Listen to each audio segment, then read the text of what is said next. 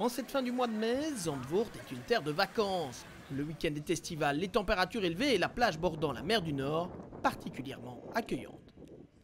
Les concurrents de l'European VF Fun Cup ont certes pu profiter des plaisirs du littoral, mais ce dimanche matin, ils sont à pied d'œuvre pour la première des deux courses de 3 heures. La grille de départ dépend du résultat des essais qualificatifs et c'est donc Lorenzo Doniacuo sur la 280 Söderden by Milo qui se place devant Guillaume Mondron au volant de la numéro 2 des RM Motorsport Autograph, Gilles Smith sur la 269 Scott Farmaro et Michael Lenders sur la numéro 44 de Jack Motors 1.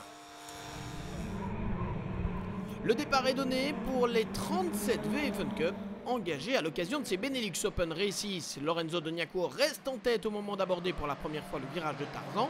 Derrière lui, Gilles Smith et Guillaume Mondron sont au coude à coude. Gilles Smith qui se fait attaquer dès le premier tour par Michael Lenders, Claudio Capelli qui s'infiltre également à l'intérieur et Jean-Luc Van Dormael qui passera quelques centaines de mètres plus loin. Le ton est donné, on ne se fera pas de cadeau et ce petit écart de Gilles Smith lui fera perdre quelques mètres supplémentaires.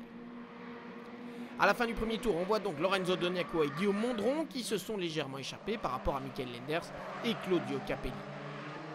Mais le rythme est très élevé et après un quart d'heure, Guillaume Mondron a vu revenir dans son sillage Michael Lenders, deux pilotes qui ont pris un peu leur distance par rapport au reste du peloton. Resté en embuscade, la 280 Söderden by Milo profite du premier arrêt au stand pour revenir au contact. Cette fois, c'est Kevin Capraz qui est au volant et le Liégeois prend même la tête devant Amaury Richard qui se glisse dans son siège sur la numéro 2 et Laurent Jaspers 3e sur la numéro 44.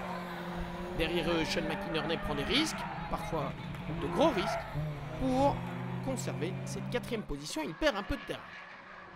Dans le top 5 en début de course et leader de la catégorie pure, soit ceux qui ont roulé uniquement en VF Fun Cup, la 255 DZ Racing de Jean-Luc Van Dormael et Amine Zegouani perd le bénéfice de sa belle prestation à cause d'une touchette puis d'une pénalité. La safety car monte en piste pour dégager une biplace bloquée, ça permet un regroupement général, évidemment, pas de doute, la bagarre est loin d'être terminée. Et que ce soit sur la piste ou en stratégie, on n'a pas le droit à l'erreur. Au moment d'aborder la dernière heure de course, Michael Lenders et Cédric Bologne se retrouvent de nouveau dans un duel pour la victoire, comme c'était déjà le cas à Dijon.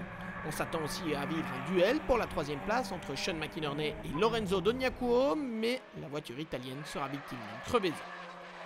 Après une course très régulière, Sébastien Kluiskens et Gilles Debrus s'offrent une belle 4e place sur la numéro 65 de Leader Racing.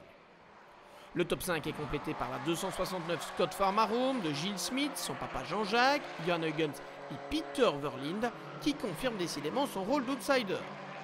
Dans le classement des purs, la 278 Acom Racing de Manu Nava, David Doutrepont et Stéphane Charlier croyaient tenir le bon bout, mais un bris de boîte de vitesse, écoutez, l'a renvoyé dans les profondeurs du classement. Tout profit pour l'équipe AC Motorsport Cash Converters, Benoît Arnaudet et Arnaud Quédé, l'équipage franco-belge, remportant ainsi sa première victoire dans la catégorie des purs. Mais revenons à la lutte en tête entre Michael Lenders et Cédric Bologne. Cédric Bologne qui maintient la pression sur la numéro 44, Jack Motors 1, et qui finit par trouver l'ouverture.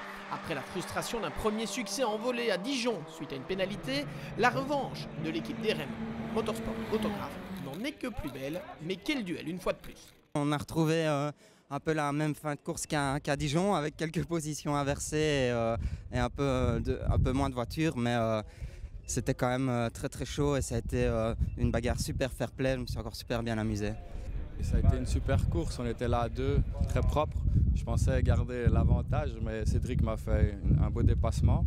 Et puis avec les retardataires, il y a une biplace qui part en perdition et j'ai dû vraiment ralentir et j'ai perdu le contact.